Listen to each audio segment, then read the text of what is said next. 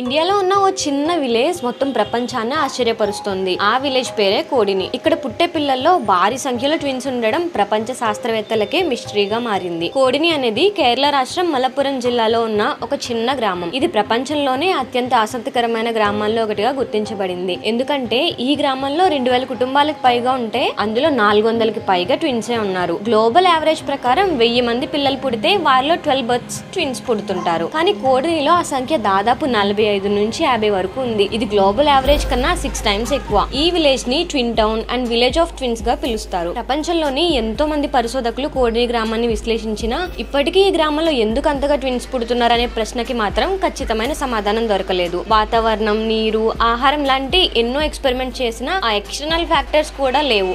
ఇప్పటికీ ఇది ప్రపంచంలో అత్యంత ఆసక్తికరమైన అన్రిజాల్వ్డ్ బయోలాజికల్ మిస్టరీగానే ఉండిపోయింది. ఇలాంటి మరెన్నో ఇంట్రెస్టింగ్ ఫ్యాక్ట్స్ కోసం ఇప్పుడే ఛానల్ ని సబ్స్క్రైబ్ చేసుకోండి.